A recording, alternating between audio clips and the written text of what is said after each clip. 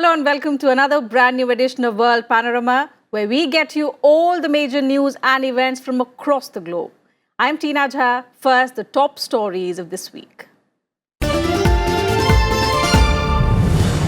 Global oil prices rise as OPEC and allies agree on preliminary deal to cut production by 1.2 million barrels a day starting the 1st of January next year.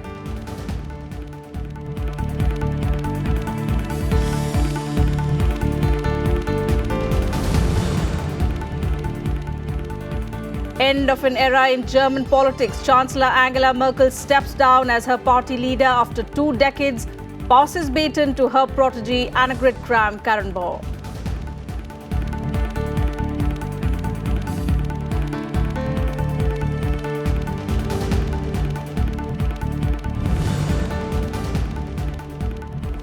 France witnesses fresh anti-government protests for the 3rd consecutive week.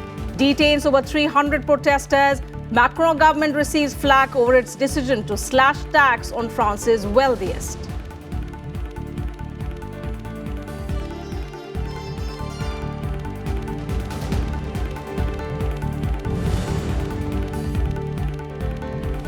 More than 200 governments gather in Poland for the annual UN Climate Change Conference to take forward the 2015 Paris Agreement. UN Secretary General raises concern at the summit as most countries are not on track with the Paris Agreement.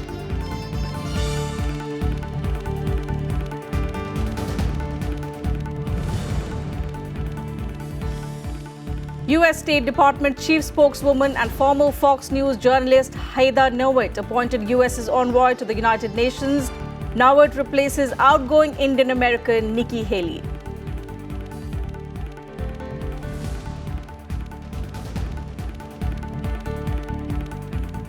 The top story this week, the Organization of the Petroleum Exporting Countries, or OPEC, and non-OPEC oil producers on Friday agreed to jointly cut crude production by 1.2 million barrels a day starting January 2019 for an initial period of 6 months. The deal was reached after Iran, Venezuela and Libya were exempted from cutting down their output due to the political situation in these countries.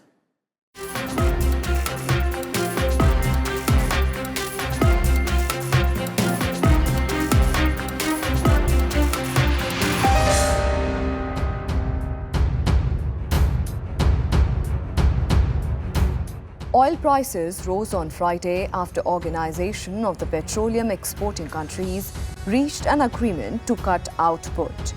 This after OPEC held talks with other oil-producing nations, including Russia, at its headquarters in Vienna. According to the Iranian energy minister, OPEC producers agreed to cut output by 8 lakh barrels a day beginning in January. So I would like to say thank you to everybody present here, to each member and minister of the delegation, for your commitment to the deal and your willingness to cooperate. The talks hit an impasse earlier because Saudi Arabia refused to agree to an exemption for Iran. However, Iran appeared to accept a deal by Friday afternoon. On Thursday, the producer group's de facto leader, Saudi Arabia, indicated that it is facing pressure from US President Donald Trump to help the global economy by refraining from cutting supplies. Ahead of the meeting, Donald Trump said he hoped OPEC will keep oil flowing and not take decisions that would lead to higher oil prices. Apart from Trump, Prime Minister Narendra Modi was equally vocal about the issue.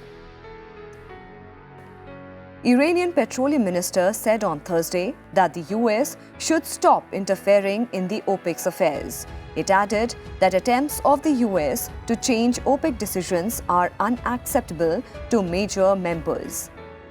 Brian Hook I don't know what he is doing in Vienna. If United States is here to submit his proposal to join OPEC, putting pressure on some OPEC members to how to decide. It's very bad for OPEC. It's unacceptable for OPEC and major member of OPEC. No doubt that they are going to create difficulty for our revenue, for our export, resisting. It's clear, and it's not a simple issue for us to accept it and to go along with it. The meeting between OPEC and non-OPEC members comes at a time when the oil market is near the bottom of its worst price plunge since the 2008 financial crisis.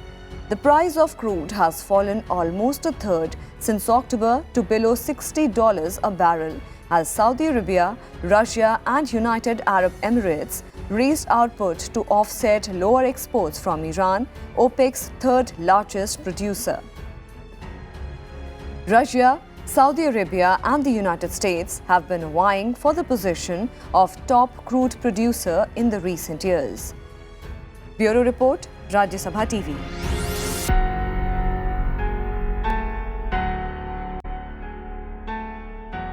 And to discuss the story further, we're being joined on the show this week by former Ambassador Teena Jha. Sir, thank you for joining us on World Panorama. We've already seen, sir, that the decision to cut oil production has led to an increase in oil prices by almost 5%. In the days to come, do you see a larger impact on global oil prices?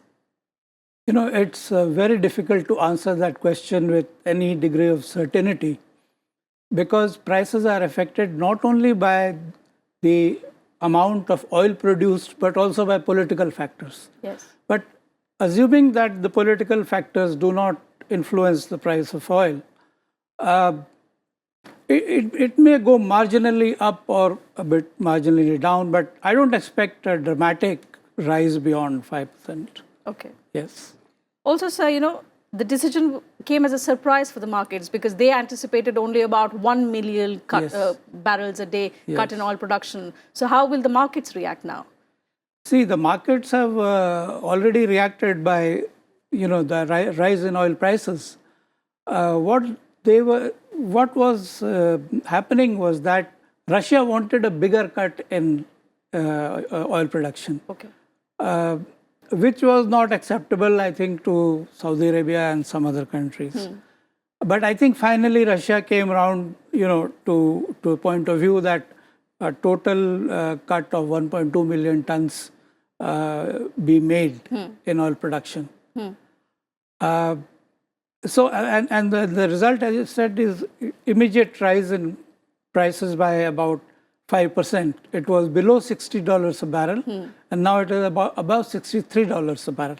But it's too soon, after this decision, to say that this will be the price of oil in the coming week or in the coming month. As you know, I mean, oil prices are affected not only by economic but by also by political factors. Maybe the impact can be felt further on Monday on the markets. Oh, absolutely. Nobody knows. Yes. Now look at October. In October, the oil prices were around $80 a barrel. Now we are in December, and oil prices are now around $60 a barrel. So we don't know. Other than oil prices are affected by many other things.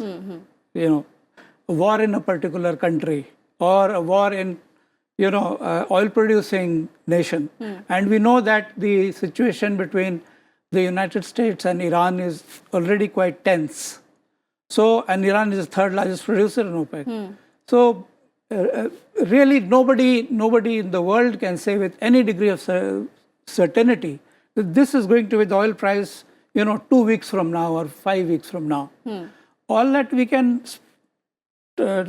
think is that as of now, it's risen by 5%. And I think other things being constant, I don't expect it to rise much beyond this figure or fall much below this figure. Okay. This is the initial reaction. Of course, oil prices take some time to stabilize also. This is the initial reaction, And to stabilize, we should, see what the price is after a week or after 2 weeks or 3 weeks. That could give us and the global oil prices will definitely impact the domestic oil prices, particularly at a time when, India will be headed to polls. Well, yes, because, the oil price in India is linked to the global oil prices. Of course. Is determined by that. And this is not new, but it has been happening for the last several years. The question remains as to how much will the prices increase in India? Will it be 5%? Will it be 3%? Will it be 7%? That remains to be. That depends on many other factors, you know. Certainly, and we'll have to wait until the decision is We'll have to rolled wait out. for a few weeks at least. Wait for Also, a week. sir, on Friday, when the decision was taken, 4 countries, Iran, Venezuela, Yes. Libya, and Nigeria, were exempted from the cut in oil production. Yes. Why would these 4 countries given exemptions? You know, these countries are faced with very peculiar problems. Like Iran, for example, is facing US sanctions. So Iran would have said inside the OPEC meeting that the same yardstick cannot be applied to us. Okay. Similarly, Venezuela is facing a very unstable domestic situation. Libya is, Libya, the situation is very bad inside the country. Yes. Similarly, there might be some special considerations in case of Nigeria. But this is an issue within the OPEC to decide, And I think there is some give and take between various countries on this issue, such as Russia coming around to a lower level of cut, Saudi Arabia agreeing to that, and so on and so forth. So I think it's a compromise. You asked the question why these countries are exempted. I have given you the reasons. Of course. These are because internally there are some special considerations. Internally and externally, there are some special considerations which apply to these countries. And that is why burden has fallen on the other countries to cut more. That's why the burden has fallen on the other countries. Certainly. Also, sir, since we are talking about OPEC, let's also talk about why Qatar decided to withdraw after being a member of OPEC for almost 60 years. Yes. Do you see it as a politically driven move, or is it in the economic interest of that country? Qatar is a relatively small producer of oil. And I think Qatar's decision to withdraw was primarily a political decision. Okay. Because Qatar is not a producer of such magnitude that it can swing prices this way or that way. It has a very major problem, ongoing major problem with Saudi Arabia. Yes. And Qatar's strength is gas, liquefied natural gas. That is its strength. So I think Qatar probably wanted to send a political signal to Saudi Arabia that really we don't care too much about you. And more so because OPEC is seen to be dominated primarily because by Saudi it is Arabia. in fact, dominated, Saudi Arabia being the largest producer there. Yes. So this is like more of a political message being sent by Qatar to Saudi Arabia All right. that look, we are not going to be dictated to by you. We are out of this whole thing. All right, so thank you so much for joining us on you. World Panorama and helping us understand OPEC's decision of a cut in oil production. Moving on to the other big story of the week. Germany's ruling Christian Democratic Union Party elected Annegret Kramp-Karrenbauer to succeed Chancellor Angela Merkel as its new leader. The election followed German Chancellor Angela Merkel after she announced her decision to step down as party leader. Merkel, who plans to serve out her term as Chancellor until 2021, gave an emotional farewell speech at a special party conference. As the head of Germany's largest party, Kramp-Karrenbauer is now in line to become the next German Chancellor. Karrenbauer, who's 56, is Merkel's protege and was the continuity candidate favored by the party elite. She won the leadership with 517 of the 999 votes cast by delegates. Her rival, Friedrich Merz, won 482 votes in a runoff, a former Prime Minister of the state of Saarland that was led by a three-way coalition. Karrenbauer has a reputation for uniting support across the conservative Christian Democratic Union and a talent for striking alliances with other parties as well. Und jetzt ist es an der Zeit, ein neues Kapitel aufzuschlagen. Heute, in dieser Stunde, in diesem Moment bin ich von einem einzigen, alles überragenden Gefühl erfüllt, von dem Gefühl der Dankbarkeit. Es war mir eine große Freude. Es war mir eine Ehre. Herzlichen Dank. And time for a very short break on the program. We'll be right back. Do stay with us.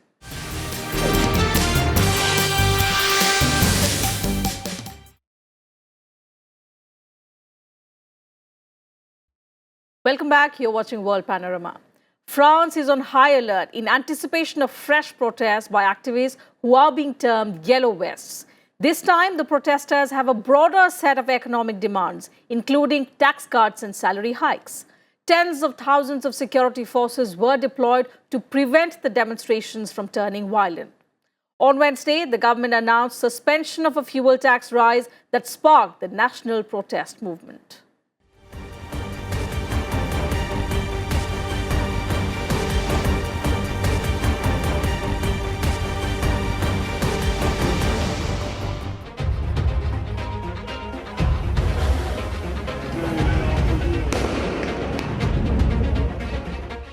Fuel tax hikes that triggered violent protest in France have now been dropped from next year's budget. The tax hike was set to begin from January. Prime Minister Edouard Philippe had announced a tax hike after promising to postpone it for 6 months. Announcing the decision to put the hikes on hold, Philippe said anyone will have to be a deaf or blind not to see or hear the anger on the streets over a policy that President Emmanuel Macron defended as critical to combating climate change. While the Yellow Vest movement was mostly peaceful, the past few weekends saw outpouring of violence and rioting in major cities. Avoir entendu cette demande exprimée.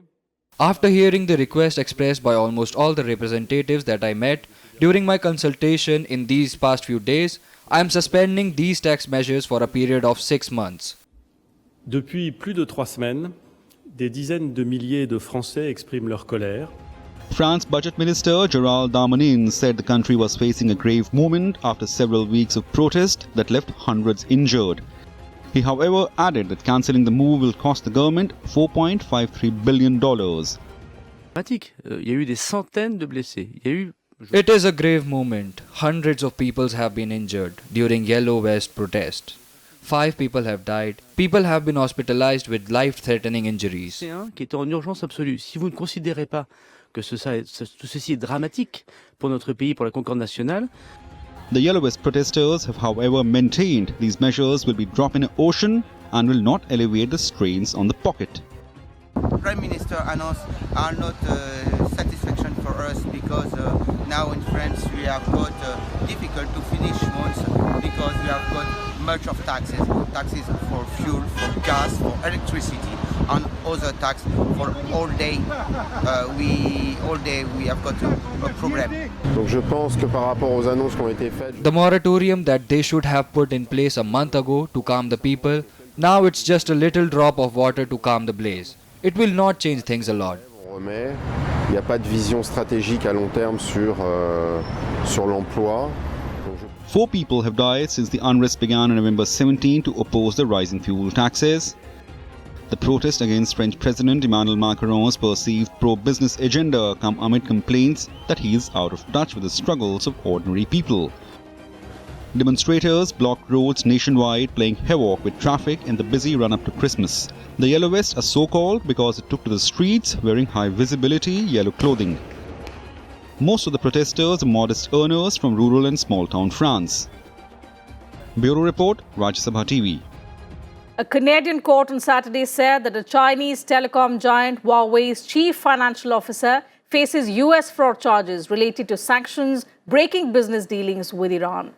Meng Wanzhou was arrested in Canada's Vancouver on 1st December at the request of the United States of America. The arrest was made on the same day that US President Donald Trump met in Argentina with his Chinese counterpart Xi Jinping to look for ways to resolve an escalating trade war between the world's 2 largest economies. Meanwhile, the Vancouver court has adjourned the hearing till Monday, denying her bail.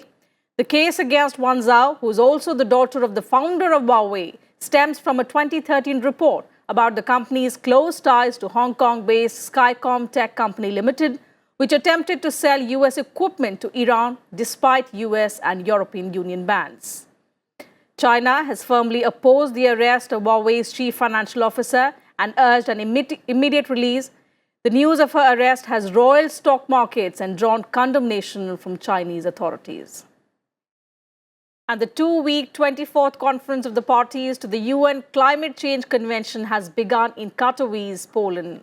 The conference also marks the deadline for 197 nations that signed the convention to adopt guidelines for the implementation of the historic 2015 Paris Agreement. Host Poland is pushing for a joint declaration on ensuring a just transition for fossil fuel industries that are facing closure as part of efforts to reduce greenhouse gas emissions.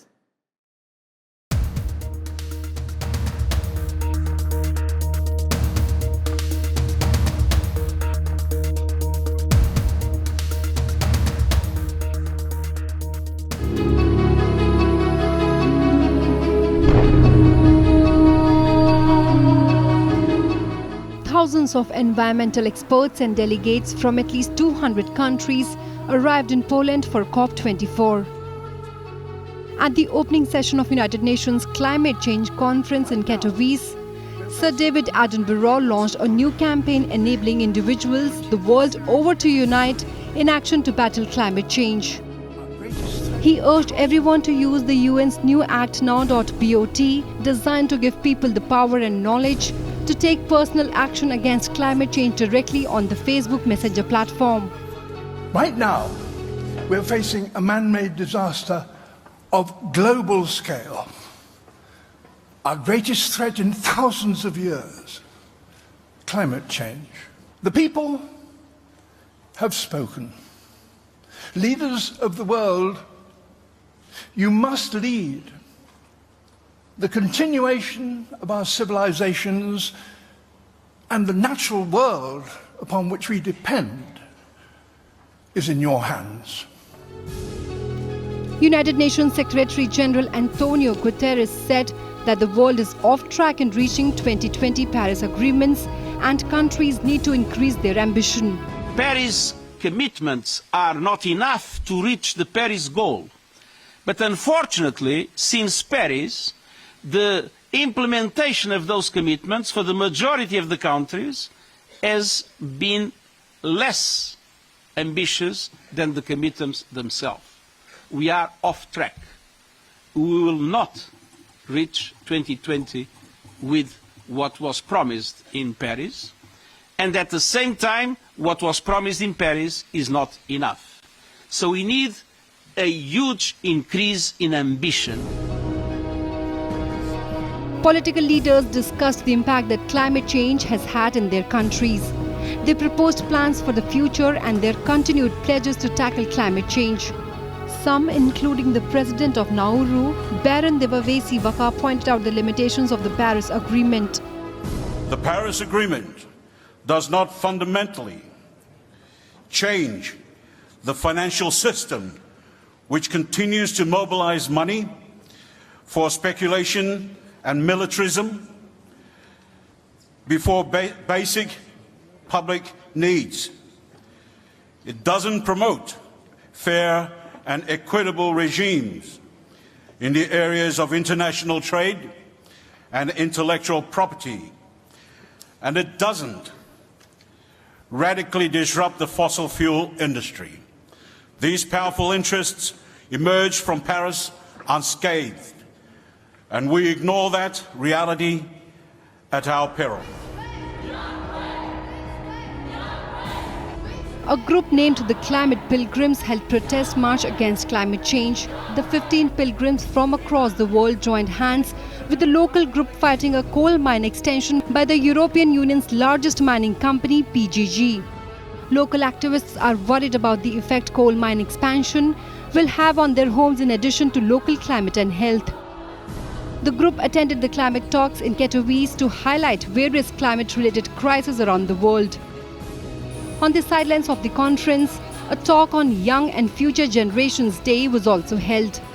It was aimed at providing a space for youth to showcase their activities, outline their expectations for YFGD and COP24, and engage in a dialogue with stakeholders and representatives from the UN and beyond. If no one works for it now, my future is gone.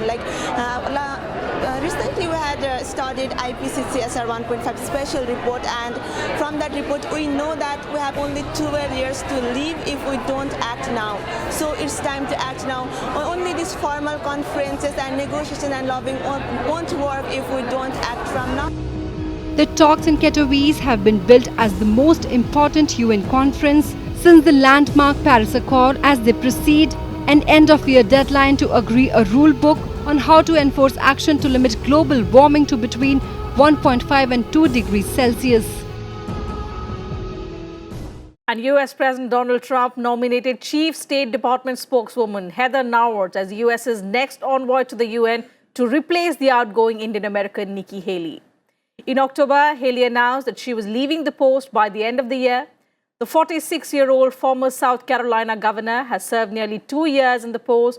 She is the first Indian-American ever appointed to a cabinet position in any US presidential administration. Nauert was made the State Department spokeswoman in April 2017, her first government position. This year, after former Secretary of State Rex Tillerson was fired, she was named the acting Undersecretary for Public Diplomacy and Public Affairs. Prior to that, Nauert worked for Fox News from 1998 to 2005, and after 2 years, during which she worked for the ABC, she returned to Fox in 2007. I also want to inform you that Heather Nauert, somebody that we know very well, who's done a great job at as working with Mike Pompeo and others over at the State Department. Heather Nauert will be nominated. She's going to work with Nikki Haley to replace Nikki at the United Nations. She'll be ambassador to the United Nations. She's very talented, very smart, very quick, and I think she's going to be respected by all. So, well, that's it from us on the show this week. Thanks for your time.